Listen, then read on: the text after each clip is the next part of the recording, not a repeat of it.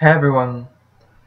So, I wanted to take a second to talk a little bit about, um, I guess, superiority or a sense of superiority within the pagan community that I've been kind of noticing lately. I think I spoke a little bit in a past video about this guy who was talking about, it was in my video about pop culture paganism. And this is about the same guy. I have no clue why I'm continuing to follow him on Tumblr, because I hate all of his ideas, and he's honestly an asshole. But maybe it's sort of like a train wreck. It's like watching a train wreck. Like, you just can't look away. But he got a message the other day from someone who was wondering about, like magical names, which, a lot of people take on for themselves. I think of Eric Silvermoon, Ember Honeyraven, Shakti, all these different people. They take on names for themselves, and they seek a lot of power from those names. These names are something that are really personal to them, and that come from a place of deep thought and personal reflection. And I personally believe, and I'm going to get into like the point of this video because this isn't it yet, but I did want to talk about this a little bit because that's something that I definitely wondered about too. If I'm going to take this path of being, I guess, a correspondent, even if it's only in a minimal way within this community, if I'm going to attempt to be someone who is outspoken on pagan issues, but also issues in general. Do I want to take on a moniker for myself? If only to be maybe a bit more, I don't know. Maybe I'll get into that in a different video. But it's definitely crossed my mind, and I think that people have different reasons for choosing different names. I think that it's honestly really strange. Like, names are really, really strange just in general. Like, just because I was given a name when I was born doesn't necessarily mean that that name is valid. It's just a mess of consonants and sounds that we apply to other people. And I think that there's something really powerful about getting older and realizing that you don't really identify with that name, or you don't really identify with like the life that maybe your parents want you to lead, and that there's actually something else in the world, in your experience, that is more relevant to who you are, and embracing that. So yeah, I mean, that's just my little take on names. But this guy totally kind of rejected that there might be any validity to someone choosing their own name. And this kind of like was tossed in his face later on when someone else messaged and said, well, what about trans people? What about when trans people choose their name? Is that not valid? Should they rely on their dead name to be identified by? And of course his response was, no, like, you're trans and like blah blah blah blah, and like something he was like very progressive about it. And I don't really want to sit here and conflate trans experience with pagan experience, even though there's certainly trans pagans and things like that. But it in some ways stems from the same place of fully opening up to yourself, realizing who you are, and standing up for that, and choosing or doing something that is going to be noticed by other people. Your name is a very important aspect of your being. It's something that occurs in your everyday life. It's often the first thing that people learn about you. And if you can choose a name that you feel as though either, represents your gender, or represents your spiritual path, or represents some other part of your life that is relevant to you, that is powerful to you, then I think it can have really far-reaching changes in your life in general. In confidence and your interactions with other people. I definitely do not think that it is somehow weird or crazy, though definitely some names can be a little bit out there. And so he was talking about the names, and he kind of went further into it, and he implied that people who choose magical names or, different monikers to be represented by within the pagan community are of the opinion of like the love and light pagans and the fluffy pagans, the fluffy bunnies and things like that. And he really spoke really derisively. That's a word, right? Deridingly? I don't know. But he really put down people who come at this spiritual practice, or come at their spiritual practice, or come at this idea of paganism in a way that is very positive and very like hippie and very, like I said, love and light. And in so many ways, like, I really identify as that. Like, it seems silly, and I guess for a lot of other people it seems really unrealistic.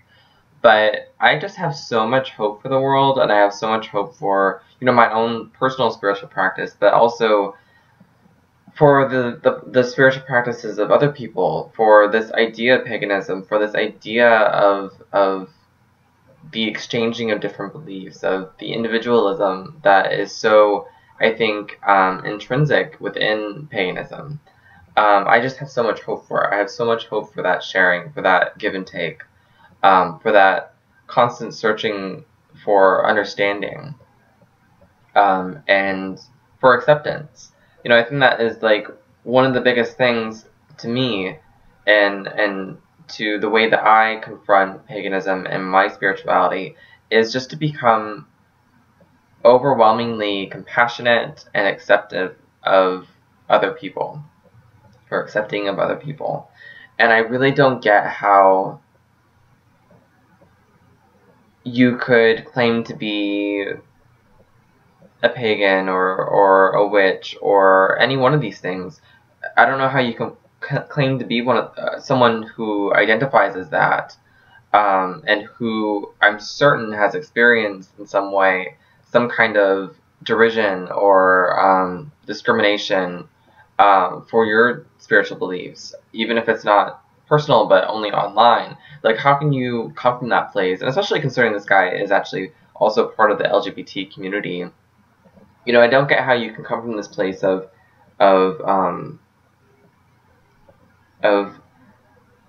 fitting into that niche of, gay, witch, pagan, and experience that prejudice, and want to kind of continue that within your own community. Like, why would you want to sort of enforce your own sense of superiority over people? What does that really get you, other than just continuing to spread this awfulness, Like, what's the point of that?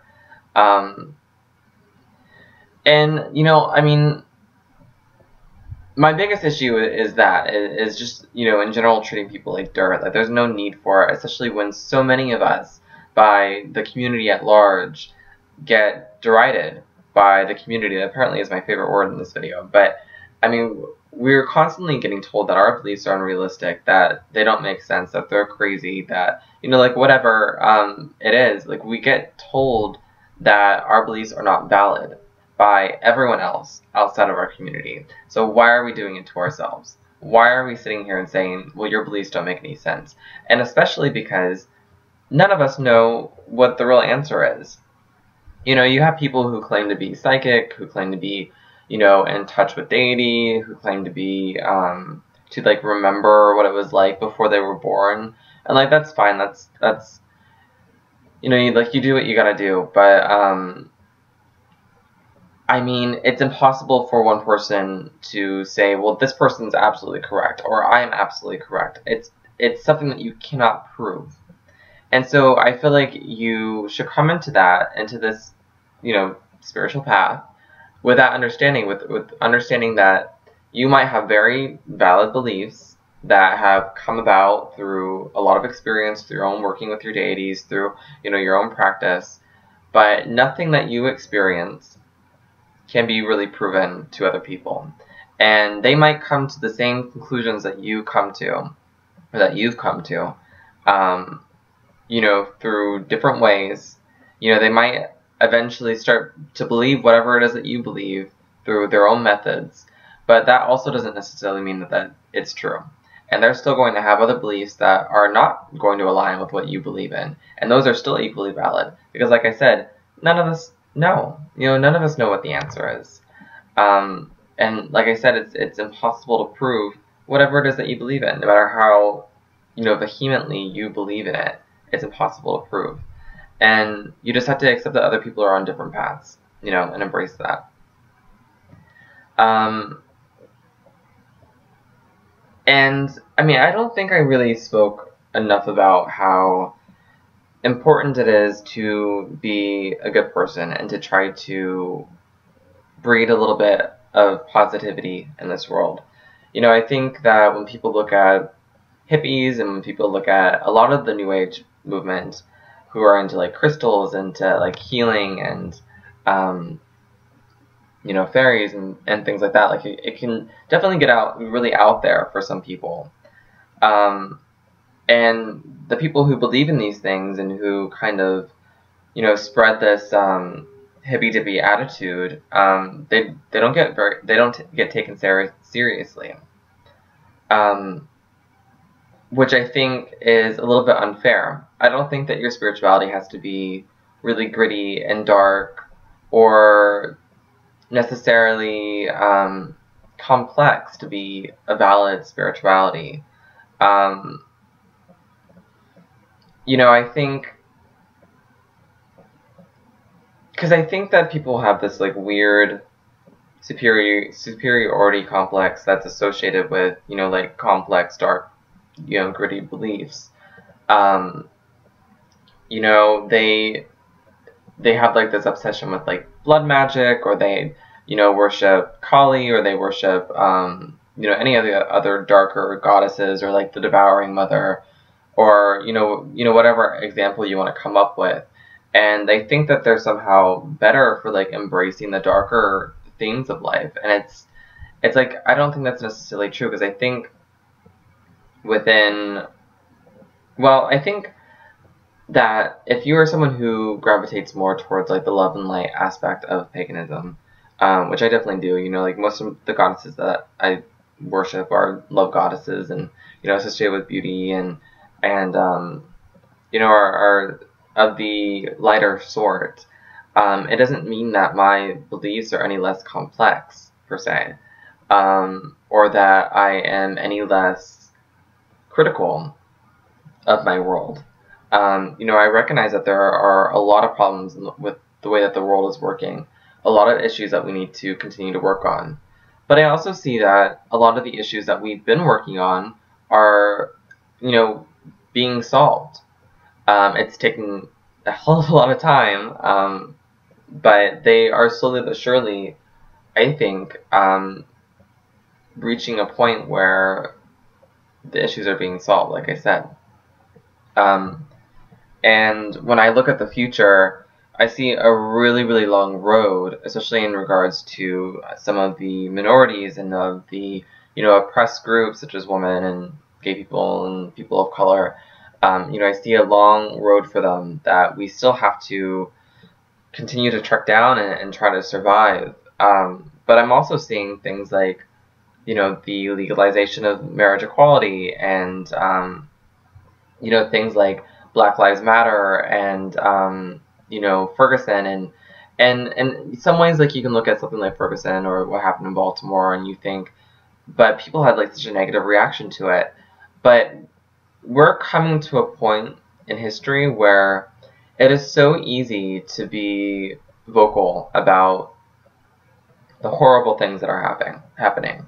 It is so easy for people who were involved in Ferguson to pull out their phones and take a video of an example of discrimination that, you know, we've all experienced as a nation. And there are going to be a lot of people who are going to continue to deny that, you know, racism is systemic and that it's happening even today. Those people are going to exist for a long time. But there are a lot of other people who are younger who are experiencing this all for the first time and like coming up with their own ideas and seeing the real evidence in front of them, you know, the real physical video evidence of this racism taking place. And it is changing ideas, it's changing minds. And I just see that that is going to be something that is going to continue as the years roll by. It might not happen in my generation or, you know, my kids' generations or even their kids' generation, but it's going to happen, I think. Or at least I have to hope for that. Because that's really what we're all striving for, isn't it? For a better world, for a more loving world, to be more compassionate and more accepting. At least that's what I think that we should be striving for. And I'm not really willing to give up on that. And I don't think that me focusing on that possibility, on the good things that are happening, necessarily means that I'm ignoring the bad things, ignoring issues that need to be talked about and fought for. You know, I can still do that just as easily, but I think I can do it in a way that is, personally for me, a little bit more motivational, a little bit more inspiring. You know, if I can imagine or feel this energy and this deity that I'm supposedly worshiping in a way that is positive and in a way that makes me think of the good things in the world, I think that that is an endless supply of energy that is being offered to me. Whereas I think if you are someone who focuses too much on the dark side, and I don't want to like go into a rant that kind of claims that people who, you know, worship Kali, for example, or the Morrigan, I don't want to say that these people are somehow missing like the good things of life, because, you know, these deities offer so much more than just the darkness. But if you are one of these people, like this guy that I'm talking about on Tumblr, for example, who is not just focused on the dark, because I'm fairly certain that he actually worships Freya, if I'm not mistaken, and she's a very complex character as well. But you know, he definitely has aspects where it's like he doesn't necessarily worship, you know, like the darker goddesses or anything like that, but it's these darker aspects of spirituality that he's putting into his practice that are creating, I think, this really negative mindset for him. Like, it's not just like who you worship or how you worship, but the things that you believe, like the things that you put into this world. If, you know, for example, with deriding people who are attempting to bring positivity in this world and trying to be accepting and trying to love fully, you know, like it's just so frustrating, I think. I just don't, like, I don't know what else to say other than I just really don't get how people can be that way. How you can just go ahead and go up to someone and say that their ideas are not valid. And, you know, this video is getting really long, but just tonight, and this is the reason why I made this video ultimately, because just tonight I saw a post that someone made about witchcraft, and the whole thing was so obnoxious. I wonder if I can find it. I just saw it. But the whole thing was so obnoxious, the way that she was talking about witchcraft, as if it's some kind of superior religion or some kind of, like, as if there's like a specific way to do it.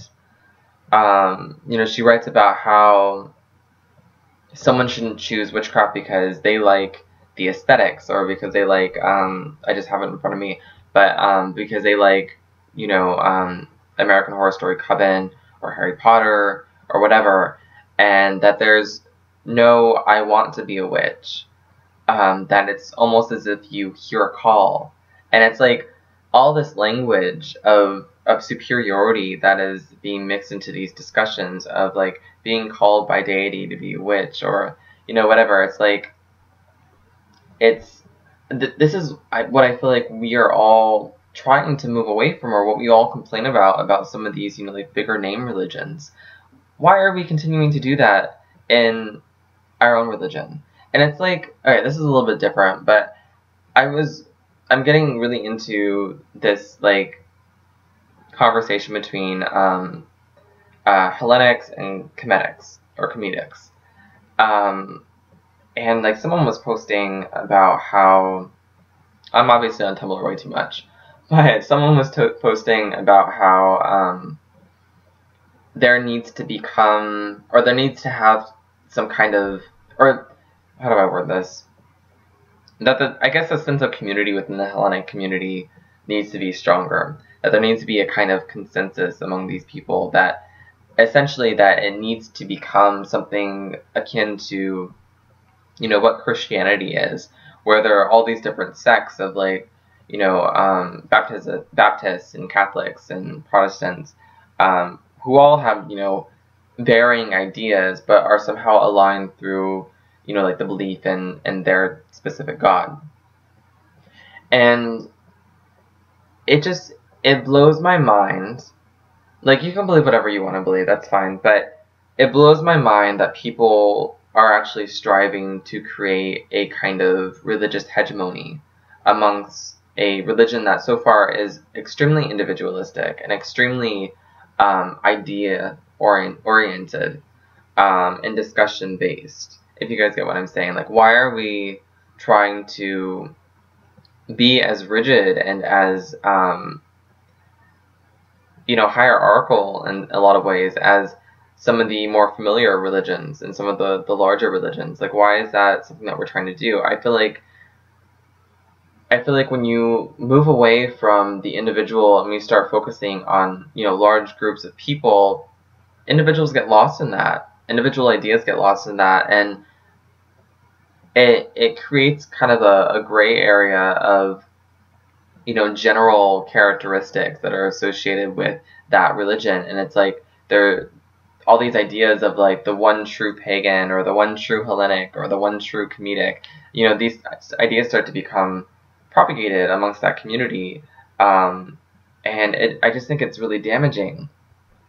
You know, I don't want to have that conversation of like who's the better Hellenic or who upholds, you know, these values more than another person. I just think it's really regressive. I would much rather embrace the fact that none of us know the true answer, that this is all coming from, you know, limited research. You know, no matter how much we research, it's never going to be enough, because even the most intelligent, most learned, most read person on the earth is not going to know the true answer, because no human knows the true answer. So no matter how learned you are, I forget what my sentence began as, but I do think that, you know, we have to remember that none of us know the answer, and that this is all coming from intuition. You know, it's intuitive based. Focus on that, because I think that's going to help you realize that because your ideas come from the same place as another person's ideas, they're equally valid. So long as they are not harming anyone, so long as they are not oppressing anyone, so long as they're not being a jerk, basically, their ideas are valid. I mean, that's just what it is. They're just as valid as yours, and they deserve just as much respect as yours. So, yeah. I mean, that's pretty much what I have to say. I always think that as soon as I turn the video off that there's so much else I could have said. But there it is. So hopefully you guys enjoyed listening to me. I hope you guys have a really wonderful night. I definitely have other videos planned that I want to make for you guys. So hopefully I'll get those uploaded. I'm kind of in the middle of like packing, and my whole life is kind of in disarray right now. But I recently got a few things that I want to make a haul video about, so hopefully that will happen pretty soon, maybe tomorrow night. So yeah, hope you guys have a good night. Thank you.